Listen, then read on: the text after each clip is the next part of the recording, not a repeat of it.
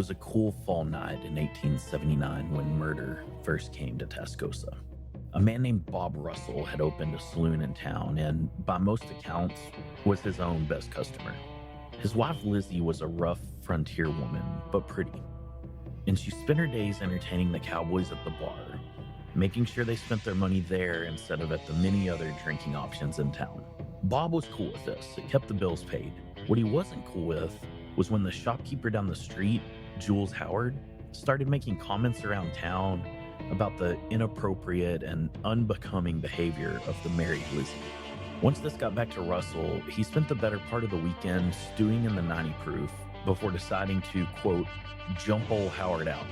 By then, the town gossip had surely gotten back to Howard that Russell had been drinking and cussing his name all weekend, because when Russell stumbled down the street and busted in the door to Howard's shop, Howard was ready for him, with a 6-shooter out and pointed at Bob Russell's head. "Lay her down, Bob," Howard said, gesturing towards the shop counter. Russell, confused in his drunken haze, complied. "Now, Bob, to show you I don't want to take any undue advantage, I'll lay mine down by yours," Howard said. The two men stood for a moment, staring at each other. The counter and the two guns lay between them. One's eyes were alert, the other's bleary with hatred. This wasn't getting talked out. "Well," said Howard, "if you want to pick yours up, let's go." Russell went for his gun, but a 2-day bender makes a man slow. And Howard got to his, raised it, and fired before Russell's gun even left the counter. Bob Russell clasped at the hole in his chest and collapsed on the floor. A faint red splotch slowly grew until it covered his shirt. Howard turned to the onlookers gathered outside. "Somebody get him out of my store," Howard said. Bob Russell had been taken away by the time Lizzie arrived, leaving just the blood-soaked sand outside of the store. The fledgling town didn't yet have a proper cemetery, and it was left to the widow to select the spot. She chose a knoll just outside of town, and either out of bitterness or just coincidence, the hill stood directly out of the window of Howard's store, a place he would have to stare at all day as he tended his shop. Someone in town suggested naming it Boothill, after a similar burial ground in Dodge City, a place reserved for those who died with their boots on.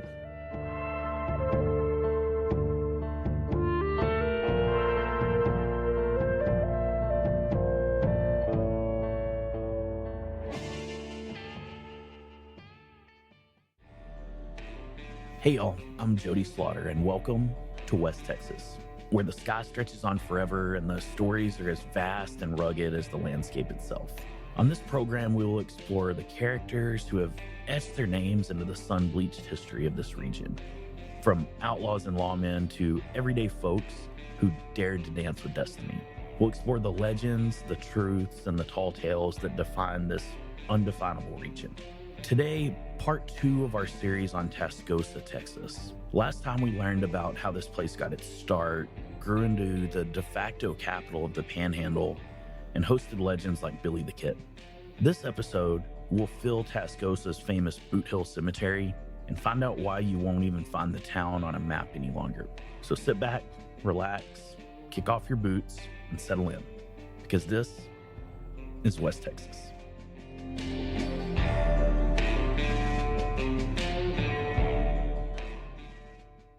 In 1880, Fred Lee, foreman for the LS Ranch, was grazing a herd south of Tascosa on the other side of the Canadian River. The river could contain the cattle, but not the cowboys, who regularly swam their horses across to enjoy the many amenities Tascosa had to offer. For a town of just a few hundred permanent residents, Tascosa boasted a shocking number of saloons, brothels, and possibly the most gambling joints per capita of anywhere in the country. Even the livery stable had one. The law, as it existed, was just a couple of cowboys wearing badges. The first justice of the peace was Marion Armstrong, a former LX ranch hand. The constable was Henry Brown, a former member of Billy the Kid's gang, who had stayed behind when the rest left town. Cape Willingham, another LXer, was the first sheriff. Lee and some of his cowboys were leaving town after a morning of drinking and grumbling to each other after being told that they couldn't wear their guns in town. Armstrong and Brown were walking in the opposite direction, and one of the cowboys, recognizing the lawmen, tried to shush the group and get them to settle down in the presence of the law. Lee wasn't having it, though, and he made a show of cursing the town and its citizens as he rode by. Armstrong, the JP, told Lee that it was a peaceful, law-abiding community and asked the men to please help keep it that way. Lee sneered and rode on. Arriving back in town, the lawmen encountered a group of angry Tascosa men sharing stories of the cowboys' transgressions. Everyone agreed to keep an eye on Lee and his boys and sound the alarm if things started getting out of hand. Later that day, Lee, clearly still drunk because this was a risky idea, decided to swim the whole herd across the river. That job done, they decided to head back into town for another drink or 10. Riding into town from the north this time, they came across some ducks preening themselves in a puddle in the middle of the road. Lee blew one's head off. A pregnant woman sweeping her porch across the street screamed and fainted. The cowboys erupted in laughter. Hearing the shot, Sheriff Willingham, unarmed, rushed down to the men and demanded Lee hand over his pistol. Lee refused. Armstrong smartly backed down and let the men pass. He walked back behind the hotel where he had left his sawed-off shotgun. The alarm had been raised, and the lawmen and others took up positions around the town. Lee and the cowboys had had 2 taunting run-ins with the law that day. Both times the cowboys had the advantage. The third time would go differently. As Lee and his men turned the corner and headed towards the saloon, they had no idea what they were riding into. Lee dismounted outside the saloon, taking a long puff of his cigar. Sheriff Willingham swung around the corner, raising his shotgun at Lee. "Turn it over," Willingham ordered. Lee didn't reply, but instead grabbed his saddle horn and swung back up on his horse, reaching for his pistol as he did. By the time he got it out, he'd already been filled with 2 barrels worth of buckshot and blown totally out of his saddle. Other lawmen rose from vantage points and took dead aim at the rest of the men. They surrendered. Fred Lee would be Boothill resident number 2.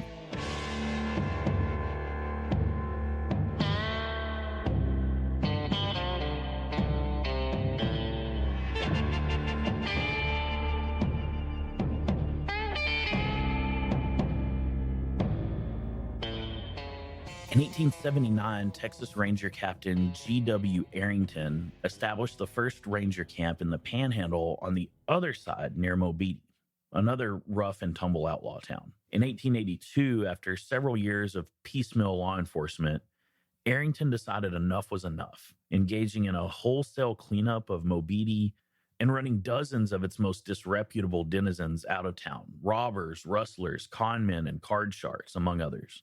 All were banished from Mobeetie. And guess where they all showed up? That's right, Tascosa. Those of you who listen regularly know that my favorite thing about doing this is the names of the folks in these stories. So if you'll indulge me, let me list a few of the saloon girls who arrived in Tascosa during this time.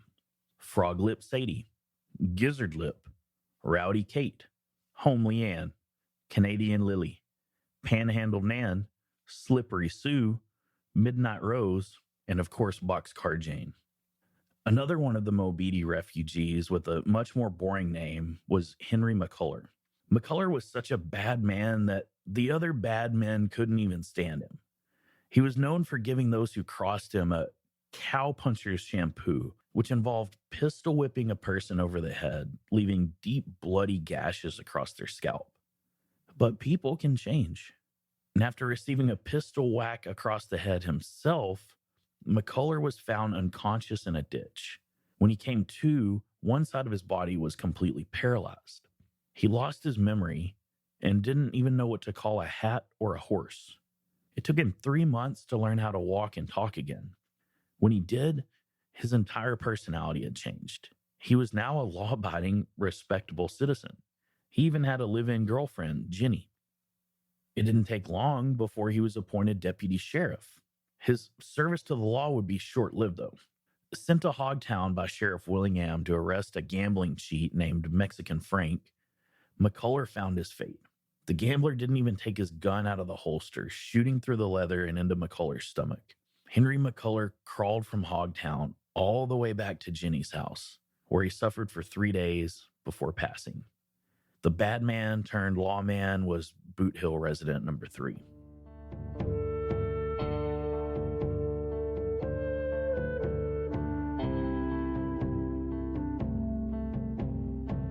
Mexican Frank fled, and Sheriff Cape Willingham took it upon himself to find justice for his deputy.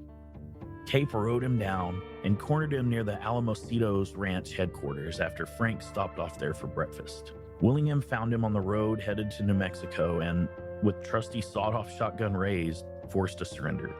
District Attorney Temple Houston, son of Sam Houston, secured a murder conviction and a 21-year prison sentence for Mexican Frank.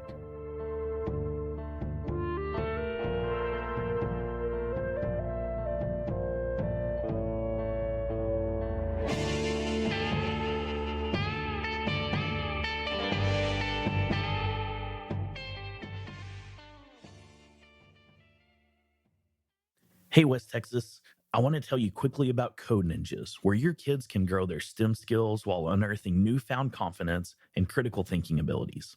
With year-round programs for kids 5 and up, Code Ninjas will teach your kids how to build their own video games, all in a fun and safe environment. With West Texas locations in Lubbock, Midland, and El Paso, plus all over the country, visit codeninjas.com today and claim your free trial class, where your kid will build their first video game. Plus, mention that you heard about it on the West Texas podcast to get their first month for just $50. That offer is good at the Lubbock location only. Code Ninjas, creating a world where kids write the code.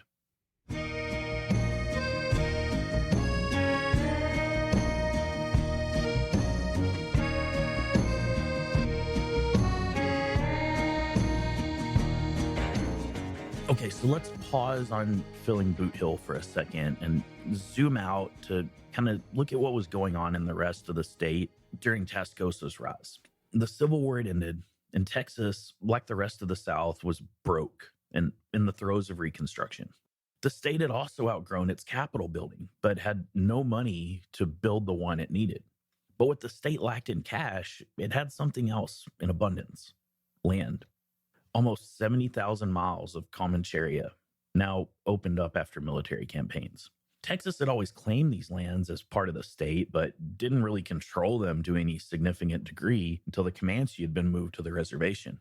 The 1876 Constitution had dedicated this land to all sorts of public projects. The Public University Fund, PUF, was meant to support higher education, and the Public School Fund to do the same for primary and secondary education. In 1879, the legislature dedicated 3 million acres in the Western Panhandle to finance the construction of a new state capitol. They contracted with a Chicago syndicate of businessmen to build the new Capitol building in exchange not for money, but for this land. That group was led by Charles and John Farwell. If you'll go to our website, WTXpodcast.com, in the Tascosa show notes, you can get an idea of the scale of this land grant. It started at the northwest border of the Panhandle, touching Colorado, Oklahoma, and New Mexico, and stretched all the way down to within just miles of modern-day Lubbock. It encompassed all or some of modern-day Dallam, Hartley, Oldham, Deaf Smith, Palmer, Castro, Bailey, Lamb, Cochran, and Hockley counties. The Chicago Capitol Syndicate held up their end of the bargain, constructing the striking pink granite Capitol building that still stands today.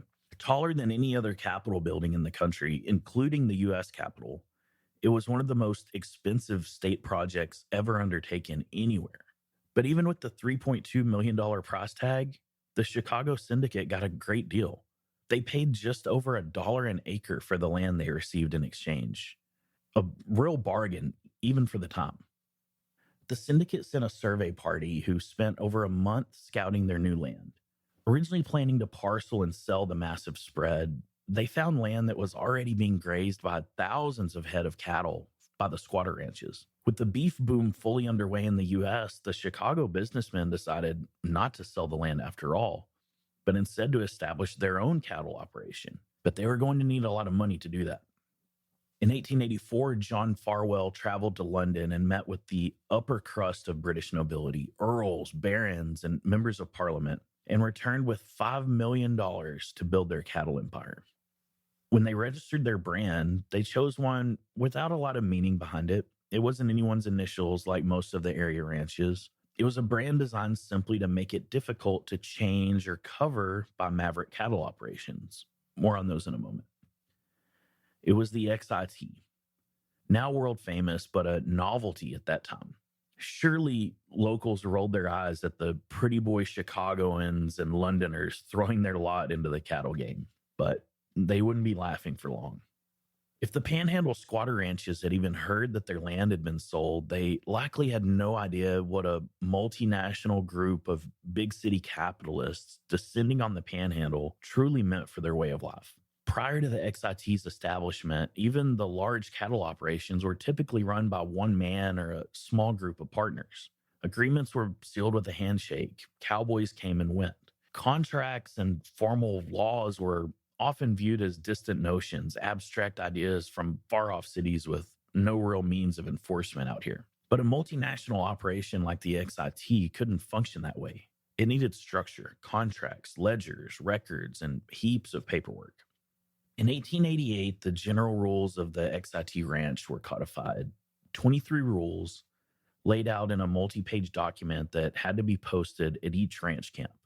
They covered employment contracts, payroll procedures, bans on employees keeping private livestock on the ranch, prohibitions on livestock abuse, and even bans on carrying pistols.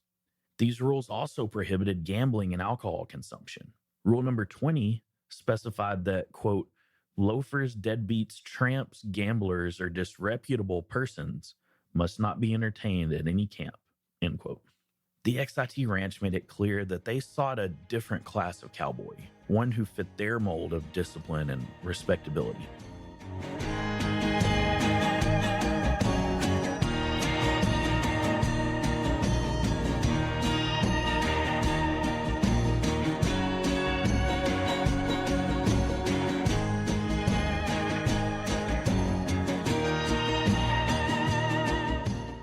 In the open range era of the 1870s and early 1880s, there just weren't fences. Most of the ranchers, large and small, were squatting on public land, building structures as needed, but never claiming formal ownership of much of the surface itself. Everyone's cattle grazed the same pastures, drank the same water, and generally intermingled. The spring and fall roundups consisted of multiple ranches, all working in coordination to push all of the various range cattle into one centralized area where they would be sorted by brand, corralled by their individual owners. New calves would be branded. The steers that were ready for market could be herded and driven up to Dodge, or they could simply be counted, branded, and then released to commingle again until the next roundup. These were massive community affairs. Modern cities have nothing that really comes close. During roundup, you could have 100 cowboys in Tascosa all at the same time. It was July 4th, the Super Bowl, Black Friday, and New Year's Eve all rolled into one for Tascosa business owners. Now, a big problem during this time in the Panhandle, aside from outright rustling from groups like Billy the Kid's gang, was mavericking. With all of these different animals from different ranches mixed together on the open range, ownership proof began and ended with the brand on the animal. No photographs, no tags, no DNA, just the brand. So a thief, a small-time outfit, or even an unscrupulous larger outfit could take my branded steer and, depending on the design, could put their brand on top of mine where it could no longer be seen. After that, as far as the law or anyone else was concerned, that was their steer. Sometimes the only way to prove this had happened was to kill the animal, skin it, and examine the branded hide from underneath. As time went on, some maverick or outlaw ranching outfits went to great lengths to further this criminal enterprise. Some registered brands with elaborate spiderweb-like designs capable of covering just about any other brand. It was with this practice in mind that the Chicago Capital Syndicate created their XIT brand, one designed to make mavericking of their steers much more difficult. So into this world comes barbed wire, something that not only transformed ranching practices, but also pushed the conflict between the Panhandle factions past the point of no return. So now imagine all of these open range branded cattle left to roam freely until roundup time. These cattle drifted, especially during the cold winter months. They could end up very far away from where they started. As cold fronts pushed down from the north, open range cattle would push down ahead of the weather. This was survival instinct inherent in the cattle. As crazy as it sounds, there are even reports of branded cattle from Nebraska being found grazing all the way down in the Texas Rio Grande Valley one spring. So if you think of the scale of this drifting problem, it was horribly time consuming and expensive to go hundreds of miles to round up these drifting cattle. They also made easy targets for maverick outfits to steal. There was also a financial impact on the ranchers in the southern plains where these cattle ended up. In the spring, Tascosa ranchers would find their grazing lands being decimated by thousands of cattle from Kansas and Colorado. I mean, this was not cool with them at all. The Panhandle Cattlemen's Association convened to address this issue and came up with a solution: drift fences. Now, fencing in the past hadn't proven to be a really effective method for containing cattle. A stampede could demolish weeks' worth of work in a few minutes, or cattle just leaning against a fence could knock it down quickly and release the whole herd. But in 1874, Joseph Glidden from Illinois patented his version of barbed wire. The sharp metal points gave cattle a strong incentive not to push on the fence, and the fences could stand for months or years without needing repairs. In 1881, after a particularly bad winter sent overwhelming numbers of cattle into the Panhandle, the stockmen resolved to build a fence north of the Canadian River to keep these northern cattle out. The drift fence extended some 200 miles from Higgins on the Oklahoma border over to Dalhart and even into New Mexico.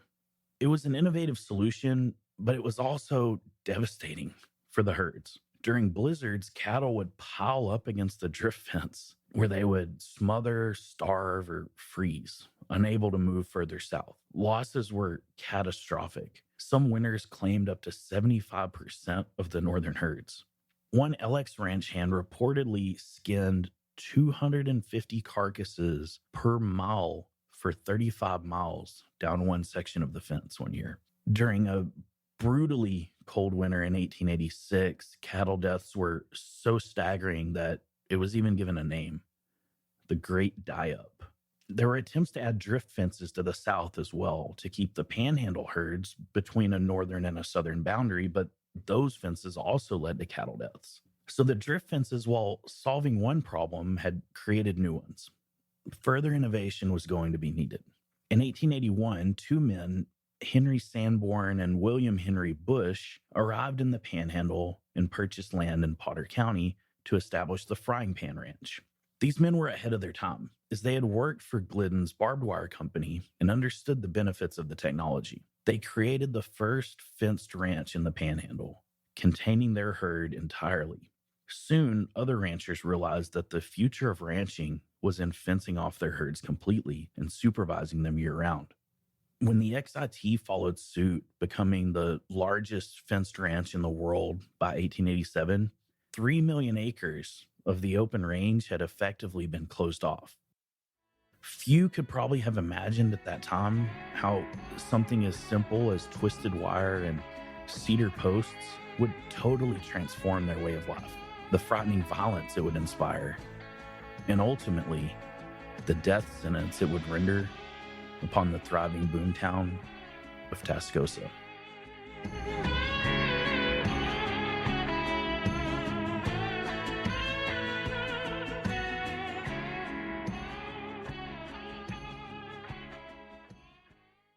Okay, so if you'll remember in the last episode, the Panhandle Cattlemen's Association got its first big win by sending Pat Garrett to take down Billy the Kid. Then they built the northern drift fence that kept unwanted herds out of the Panhandle, but rustling and mavericking locally remained rampant.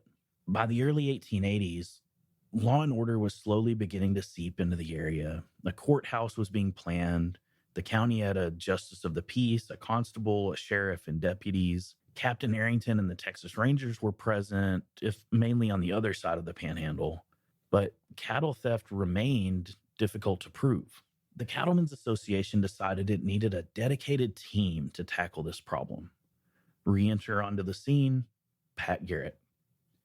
Having captured Billy the Kid, then later executing him after his escape, Garrett had served one term as sheriff of Lincoln County, New Mexico, but that was over with. So he was available when the Panhandle cattlemen sent for him in 1884 to form a group to combat cattle theft. He agreed to work for them for 1 year, but only if they could get him a commission as a Texas Ranger captain. Governor Jim Hogg was happy to oblige this request. Garrett set up headquarters at the LS Ranch and organized his rangers, including a few that will become relevant later: Ed King, Fred Chilton, John Lang, and Frank Valley. Garrett made it clear to the Cattlemen's Association that his group wasn't a lynch mob.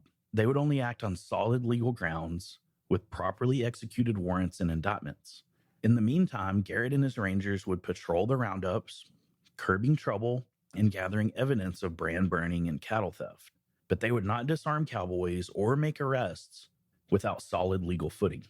To assist with law enforcement, the governor issued an executive order making it illegal for civilians to carry pistols. Most of the cowboys begrudgingly complied for a time, but many soon purchased arm holsters so they could conceal their pistols instead of carrying them openly on their belts. Meanwhile, the LS Ranch loaned the county $25,000 to build a rock courthouse and jail. Now, a grand jury could convene to issue indictments, and Garrett's rangers had somewhere to put them. The first grand jury issued 159 true bills, allowing Garrett's men, now known as the Home Rangers, to begin cleaning up the men that the county found undesirable. It was clear from the beginning who Garrett's men were out to protect, and it wasn't the common man. They were headquartered on the LS, paid by the Cattlemen's Association. J.E. McAllister, foreman of the LS Ranch, was the county judge, and the rest of the commissioner's court was comprised of other figures from the large ranching outfits. So while law and order had technically come to Tascosa, it was a corrupted system weighted in favor of the big ranchers. All the brands were registered with the county, and the commissioner's court had the power to declare any brand a maverick or outlaw brand and use the Home Rangers to confiscate all livestock bearing those brands. Oftentimes, this was done on the thinnest of evidence. In a town known more for its gunfights than its legal wrangling, the first big pushback to this new order wouldn't come at the barrel of a pistol, but at the barrel of a pen. The Tabletop brand, owned by Billy Gatlin and Wade Woods, was one of these brands declared outlaw by the county. The brand, an open tabletop with 4 legs, had the ability to cover every brand used in the Canadian River Valley, except the LIT.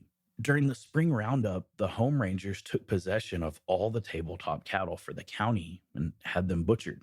Gatlin and Woods hired a local attorney, H. Wallace, who threatened a $25,000 lawsuit against the county and criminal charges against McAllister and the commissioners for what he called an unlawful maverick brand declaration. The cattle barons brought Wallace in for negotiations, and he emerged with not $25,000, but an $800 settlement, and apparently a few new friends. Because a couple months later, when McAllister declined to run for re-election, it was Wallace who ran for the county judge's seat, backed by the large ranching outfits now. He, of course, won the election. The next big fight over mavericking, though, wouldn't end as cordial. A group of Hogtown, if you'll remember, that's lower Tascosa, residents had gotten into the habit of borrowing pasture horses from the LS Ranch to assist in their mavericking activities. An LS ranch hand, Guillermo Martinez, who was in charge of the horses, caught them in the act of returning the horses one night in 1884. Martinez warned the men, who were led by a local bartender named Gene Watkins, that if he caught them again, he would report it to headquarters. Sometime later, he caught Watkins and another man again with their horses. A heated argument ensued, but their friends managed to calm the situation before it escalated into violence. But later that night, Martinez walked into the Hogtown saloon where Watkins was tending bar. More words were exchanged, and Martinez went for his gun, but Watkins was quicker. Watkins shot, missing, but the powder burns at close range blinded Martinez. Eyesight or not, Martinez still managed to hit his target, killing Watkins. But Watkins had friends in the bar, and someone, no one could say who, shot and ended Martinez as well. That should have been the end of it, but two of Watkins' friends went outside the saloon and found Martinez's brother lying in a drunken stupor. They shot him 5 times. The only unfriendly witness left was an Indian named Pisqua, who had been inside and presumably had seen who shot Martinez. A few nights later, Watkins' friends bought Pisqua drinks until he could barely walk. When he fell into a mud puddle on his way home, they filled him with lead as well. Meanwhile, the grand jury was still at work, churning out indictments. Pat Garrett and Sheriff Jim East, you may remember East as one of the other posse members who helped capture Billy the Kid, they were working together to serve a stack of arrest warrants, 2 of which were Billy Gatlin and Wade Woods. Previously, they had won the settlement over the illegal designation of their tabletop brand as Maverick. They were now charged with outright livestock theft, and along with a group of other supposed outlaws were holed up at an old rock house at Red River Springs on the Canadian. Harkening back to their success using a snowstorm to bring in Billy the Kid, Garrett and East decided to wait for a strong blizzard to make their move against the rustlers' camp. They had Kid Dobbs, a local, serving as their guide, and it was him that suggested approaching from the north, as there weren't any windows or openings from where they could be fired at on that side.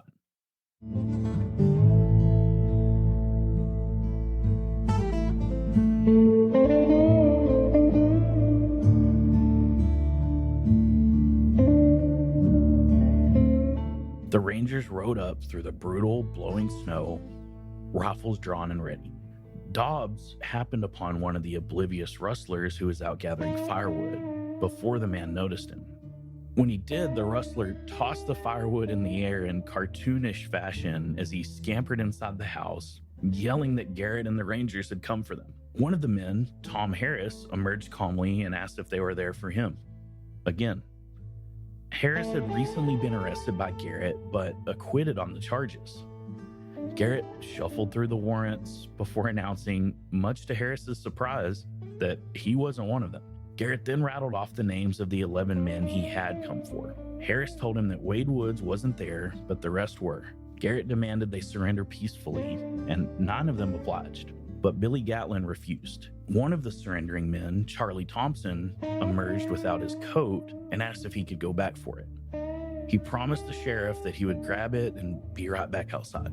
However, once back inside, Thompson had a change of heart. He cracked the door and yelled that he was going to fight it out with Billy. Sheriff East pleaded with him to reconsider, pointing out that he had every chance of being acquitted just like his buddy Harris had been. "Why throw your life away over a cow theft charge?" East reasoned. Thompson began crying and soon emerged again, his hands in the air. Now, only Gatlin remained. Gatlin bantered with the Rangers for most of the day, but they were at a stalemate. Finally, Garrett ordered 2 men to climb up on the roof and start dismantling the structure from above. It was then that Gatlin called out for Sheriff East and challenged him to come inside and talk to him for 5 minutes, vowing that at the end of that time, one or the other of them would die, ending the standoff. East agreed and cautiously approached the door. As Gatlin slowly opened it, East bum-rushed him, followed by 2 deputies. Winchester rifle pressed into Gatlin's belly. But Gatlin had his guns drawn as well, and East soon found 2 pistols pressing into his chest. From this precarious position, a short negotiation took place, and Gatlin eventually handed over his guns. The Outlaws and the Rangers then crowded into the warm house, cooked some bacon, and had coffee before heading to the jailhouse. Garrett served out the year he had contracted for before leaving town in the spring of 1885. The Home Rangers disbanded, but many of the men stayed on to continue working for the LS Ranch. Without Garrett's enforced discipline, the men became notorious for drinking, gambling, and fighting, earning a reputation as Tascosa's barroom gladiators. The tensions between the large ranchers and their cowboys like these and the small outfits and townsfolk continued to fester until they inevitably erupted.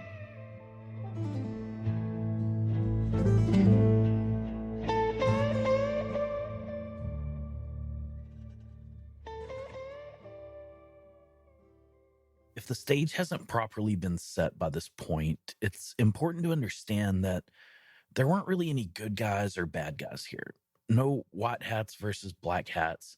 Everything was shades of gray. While the big ranchers were having men arrested for burning brands and stealing their cattle, many of these outfits were doing the same to their competitors at the same time. Even some of the lawmen were outlaws in previous lives and would resort back to it again eventually before they died. It was a world where you just kind of eked out survival any way you could. And up until the mid 1880s, it was still possible for most everyone from every background to find some sort of survival. As we discussed before, when the cattlemen first arrived in the Panhandle, they didn't own any land.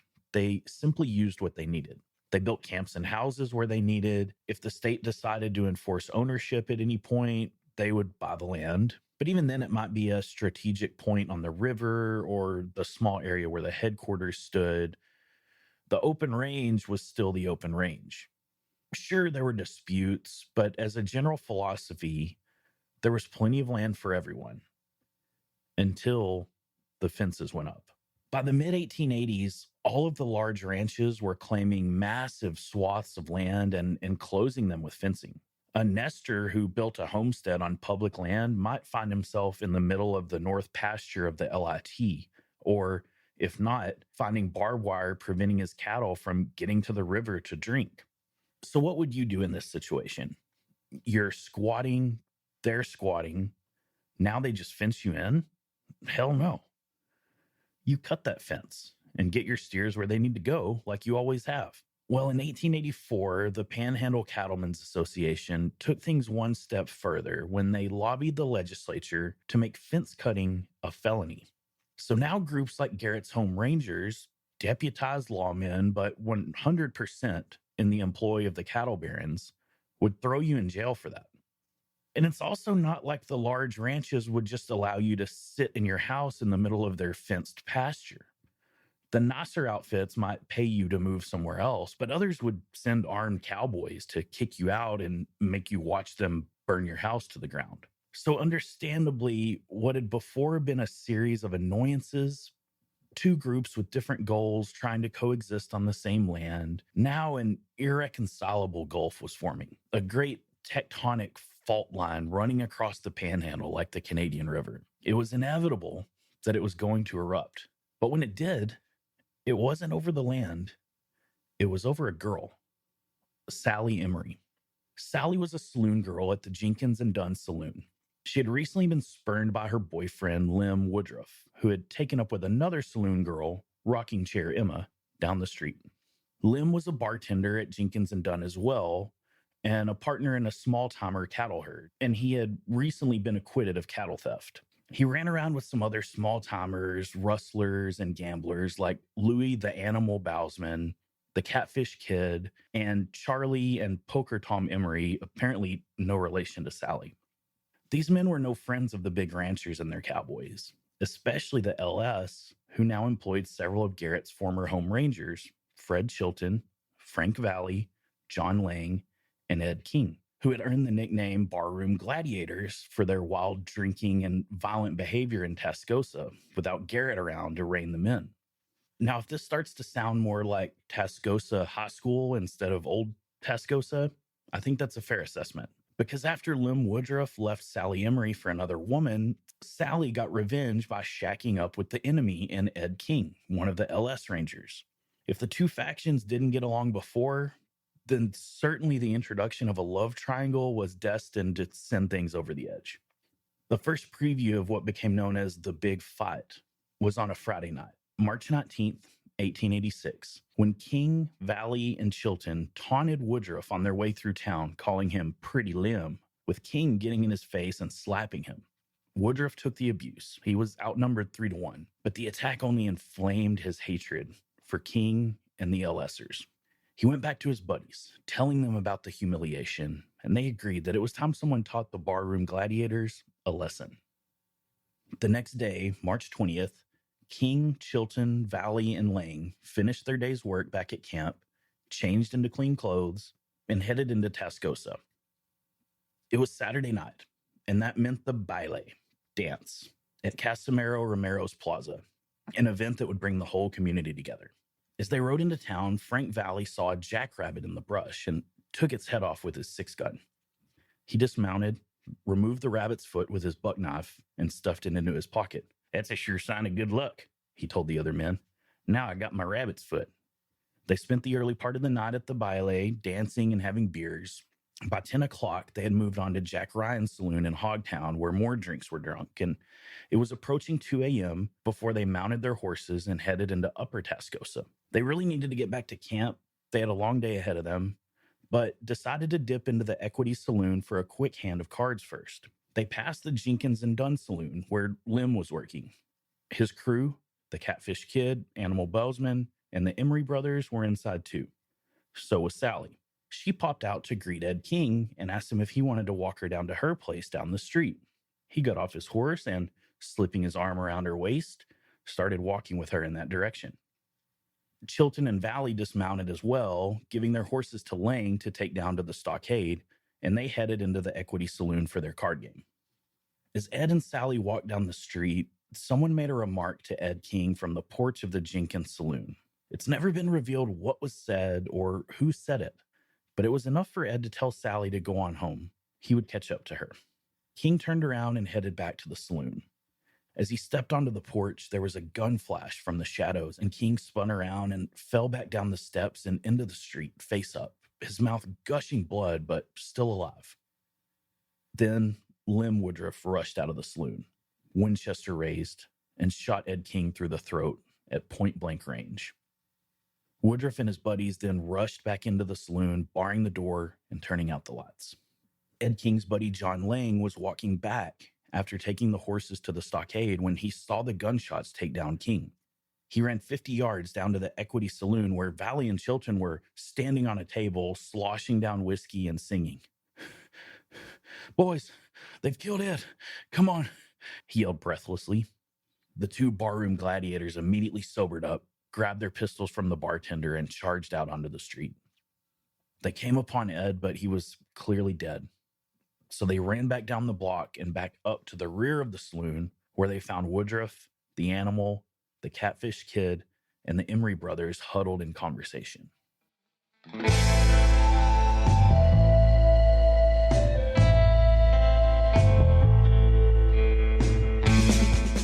Gunfire rang out in every direction as the 8 men scrambled for cover and fired blindly at each other while they did.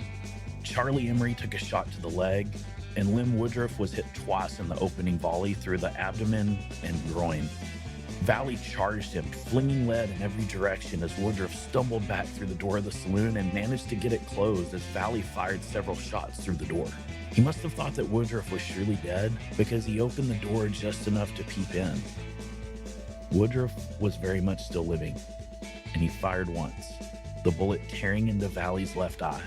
Frank Valley fell in the doorway, Lucky Rabbit's foot still in his pocket.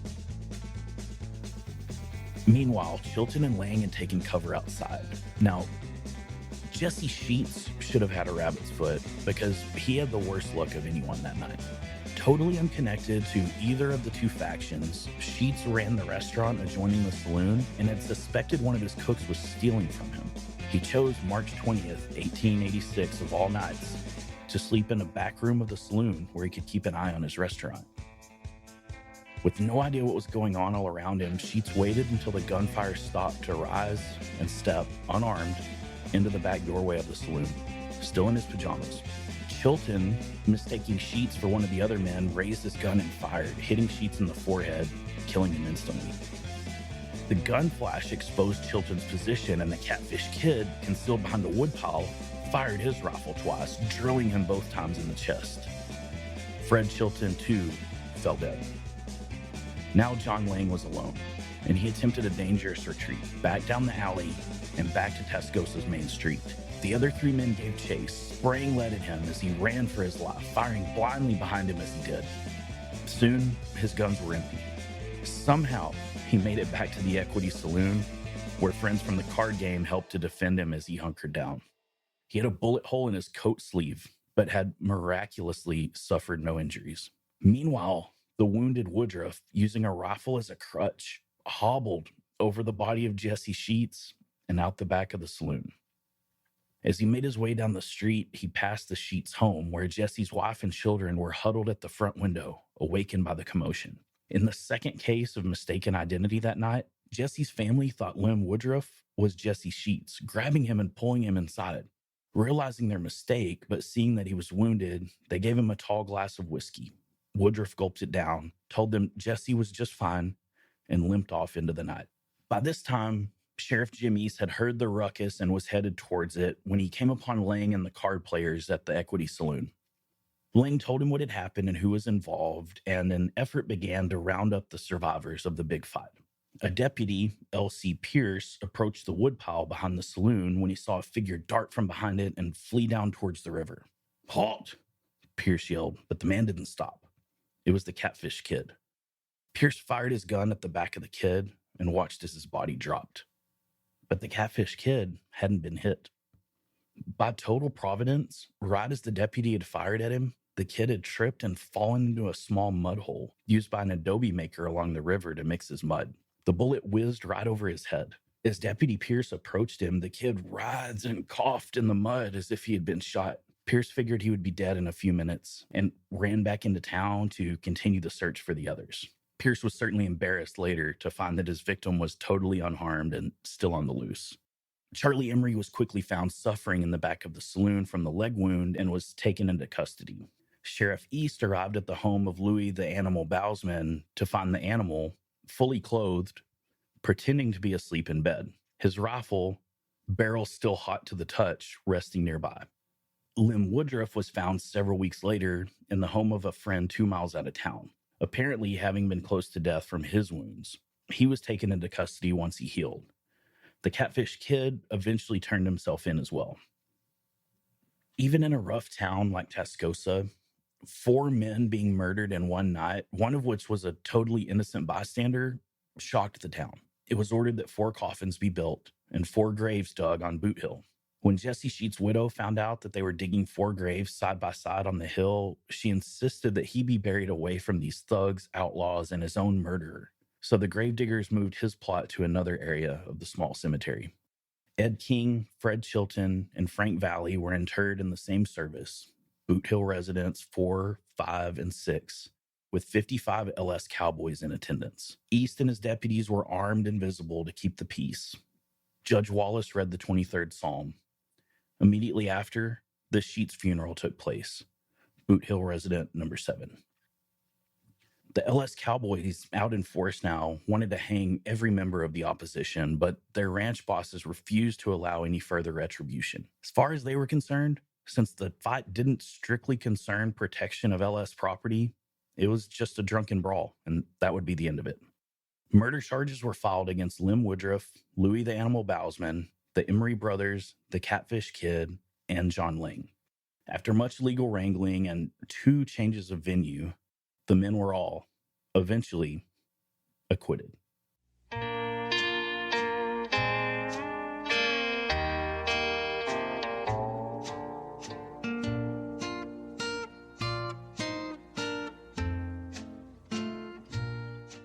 Nothing again in Tascosa ever reached the violent level of that night in March 1886. Sure, there were skirmishes here and there, but overall, the town continued to grow and prosper peacefully. A newspaper, the Tascosa Pioneer, opened up later that same year, and its publisher, C.F. Rudolph, became the town's foremost booster. The XIT Ranch and its $5 million in investments had brought an economic boom. They built a large warehouse in Tascosa for their supplies, and the town soon became a freight hub for the XIT and other large ranches. But storm clouds were still gathering on the horizon. The open range that had been Tascosa's lifeblood was being carved up like a Christmas turkey. The XIT Ranch alone was installing thousands of miles of fence, creating an iron web that would forever change the landscape of the Texas Panhandle. And it wasn't just the big ranches anymore. Every homesteader with a dream and a few acres was putting up fence. The same barbed wire that kept cattle in also kept them out. And the traditional cattle trails that had been the arteries of Tascosa's economy were slowly being choked off. Cowboys found themselves facing an impossible maze where once there had been nothing but open prairie, Life wasn't going great for the big ranches either, as a 2-year drought in 1885 and 1886 killed large numbers of cattle. But there was still hope for the town. The Fort Worth and Denver Railway was pushing ever closer to the Panhandle. Construction had begun from Fort Worth in 1882 and would give whatever cities it passed through a permanent claim to relevance and a link to the rest of the world.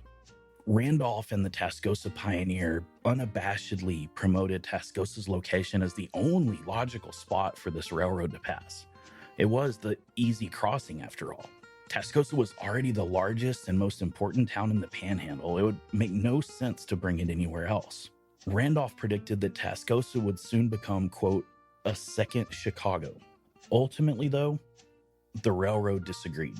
Citing shifting sand along the north bank of the Canadian River, the rail line was routed along the south bank, crossing the Canadian about 2 miles north of Tascosa.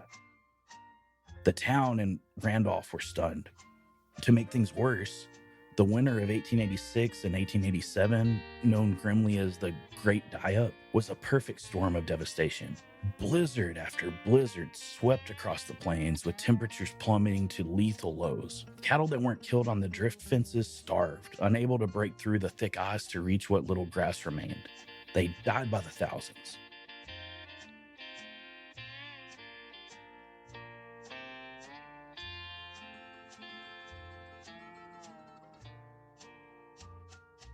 So we've got fences ending the cattle drives through the area, blizzards and drought decimating the cattle that live there, and the railroad bypassing the town and hamstringing any hope for continued future growth. Tascosa really needed a rabbit's foot in its pocket. But if they had one, it was of the Frank Valley variety. If the downfall of Tascosa had begun when Henry Sanborn fenced his frying pan ranch for the first time, it was cemented when that same man began promoting land he owned for settlement in a place 30 miles to the southeast called Amarillo. It was along the rail line. A depot was built. So were hotels and stores and stock pens. The railroad helped in promoting the area for settlement. A few years later, the Atchison-Topeka-Santa Fe rail line made it to town. Amarillo had stolen Tascosa's future. No second Chicago. Now, instead of driving cattle north from Tascosa to Dodge City, Kansas to the railhead, you would need to drive them south to Amarillo. The area ranches were happy to do that, but it no longer made sense for any other cattle to be brought up past Amarillo to Tascosa. Soon, the saloons and card halls sat empty. The Saturday night bailes were deserted. Merchants, always attuned to the winds of commerce, saw the writing on the wall. And one by one, they began to pack up their businesses and move to Amarillo. Each closing store, each departing family was another nail in Tascosa's coffin. The town that had once been known as the cowboy capital of the plains was becoming a ghost of its former self. Then came the Panic of 1893, a nationwide economic depression that hit frontier towns like Tascosa particularly hard. Banks failed, businesses collapsed, beef prices plummeted, and many of the remaining ranches found themselves unable to weather the financial storm. The economic devastation was merciless. The human cost of this decline was perhaps the most poignant. Families that had put down roots in Tascosa, building homes and communities, were forced to make difficult decisions. The exodus to Amarillo accelerated. Where once there had been bustling streets and busy saloons, now there were empty buildings, quiet doorways. The sounds of commerce and celebration were replaced by the whistle of wind through abandoned structures. The old rock houses and adobes that had once served as the homes of cowboys and saloon girls, gunmen and families began to crumble under the relentless winds and storms and heat and cold of the Panhandle. The final blow came in 1915 when Tascosa lost its status as the county seat to Vega. This wasn't just an administrative change, it was official recognition that Tascosa was no longer the heart of the region. The courthouse, once the symbol of Tascosa's importance, stood empty, its doors closed on decades of frontier justice. By 1939, Tascosa was effectively a ghost town. The empty buildings stood as silent monuments to a way of life that had vanished as surely as the buffalo that had come before. The story of Tascosa's decline is, in many ways, the story of the end of the Old West itself. The forces that killed the town, barbed wire, railroads, and the relentless march of progress, were the same forces that transformed the entire American frontier. Tascosa didn't just die, it was rendered obsolete by a changing world that had no place for the kind of frontier freedom that it represented. The town's story reminds us that progress, for all its benefits, often comes at a cost. The same forces that bring prosperity to one place can spell doom for another. The transformation of the American frontier was inevitable, but that doesn't make the loss of places like Tascosa any less disheartening.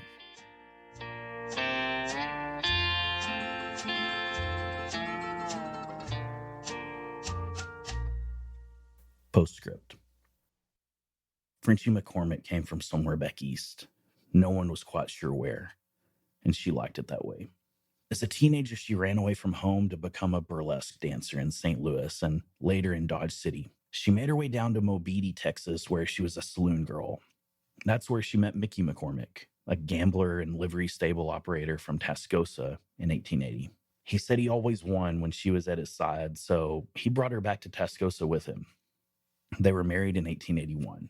Frenchie dealt Monte in the gambling halls of Tascosa and entertained the cowboys during Tascosa's heyday.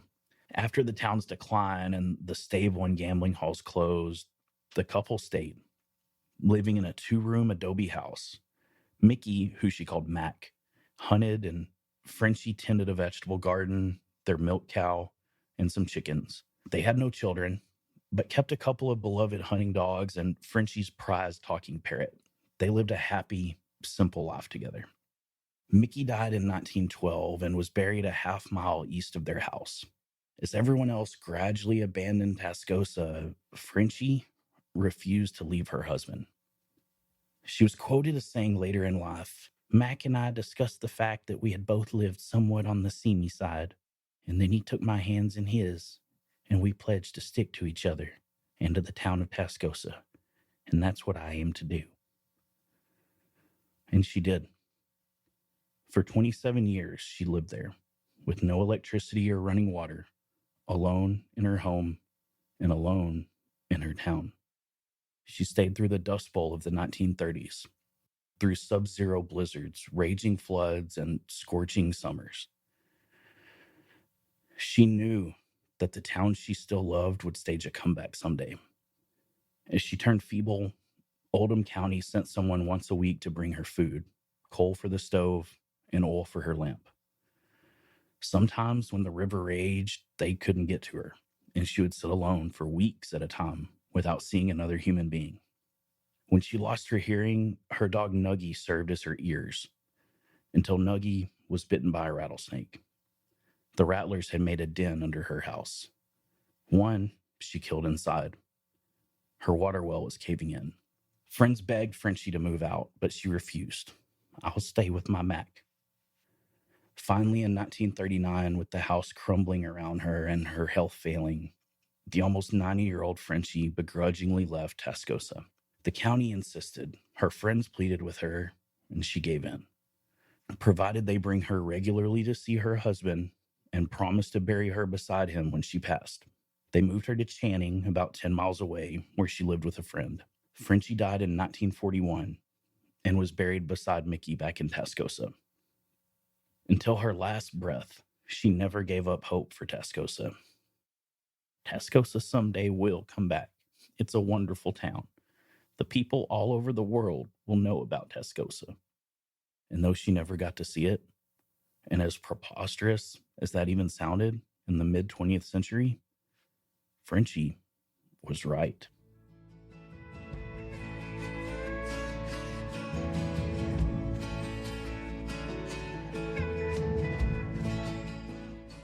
Through the early 1900s, Lee Bivens had built a business and cattle empire. He purchased part of Goodnight's JA Ranch, part of the LX Ranch, part of the XIT Ranch, and part of the LIT Ranch, including the town of Old Tascosa. When Lee died in 1929, his land holdings passed to his sons, with Julian Bivens receiving the portion containing Tascosa. In 1939, Julian donated 120 acres of land, including the Tascosa town site, to Amarillo businessman Cal Farley for a new philanthropic venture, Boys Ranch. Farley wanted a place where orphaned and troubled young boys could be cared for and learn life skills. His first year, they had 9 boys, living in the former Oldham County Courthouse building.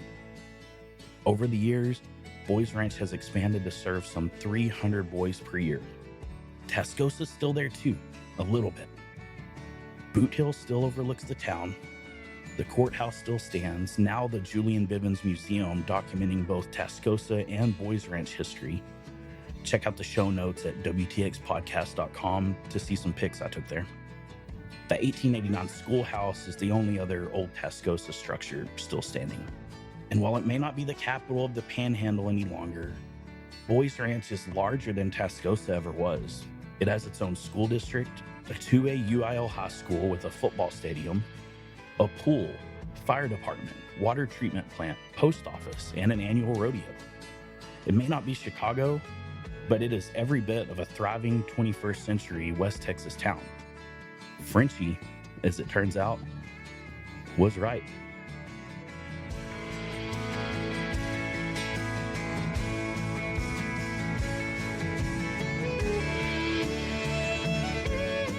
You've been listening to the West Texas Podcast. I'm Jody Slaughter. This is the final episode of season 1, but I'll be back in 2025 with all new episodes. You never know, we might even have a little holiday surprise before then, so make sure and subscribe. If you'd be good enough to leave us a rating or a review wherever you listen to us, that would help us out a ton as well. If you've enjoyed the music this season, my AI band, Gentry Ford and the Homeless Lobos, has released an album of instrumental music from the podcast. You can listen to that on YouTube, Spotify, Amazon, Apple Music, or wherever you stream music. Just search for Gentry Ford. As always, you can reach out to me at lubbicist@gmail.com or at lubbicist on Twitter with any comments or suggestions. If you have any show ideas for upcoming seasons, I'd love to hear those as well. This episode was written, produced, edited, and engineered by me, Jody Slaughter. Music by Gentry Ford and the Homeless Lobos. As always, show notes are at wtxpodcast.com. There's a ton of cool stuff for this one. Pictures of Boothill Cemetery and a lot of cool stuff, so go check that out. Thanks to everyone for listening and for all your support of this project so far. It's really been enjoyable. Can't wait to start season 2. So for now, so long from West Texas.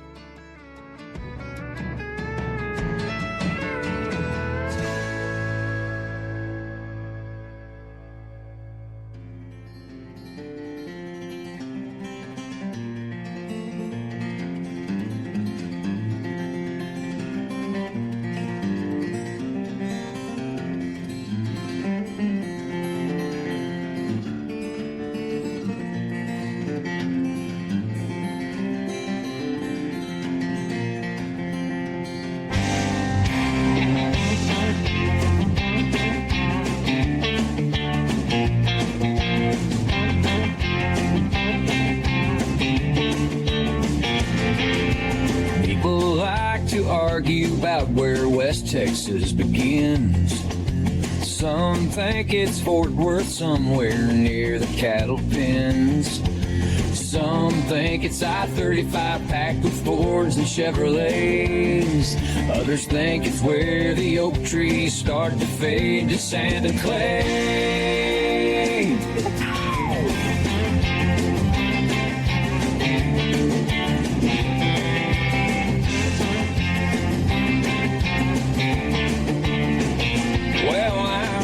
Set the record straight once and for all. It's all West Texas. It's all West Texas. Whether you're surrounded by John Deere's or Lexus, congrats, you're in West Texas.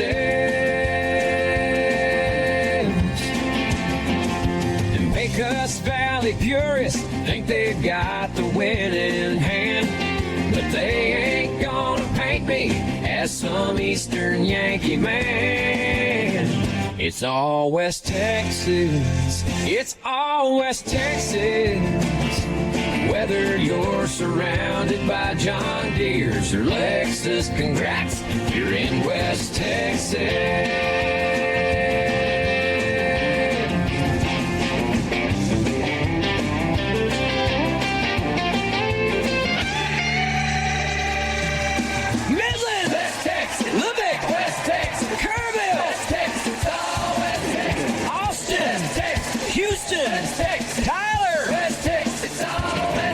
Seattle, Springfield, Chicago,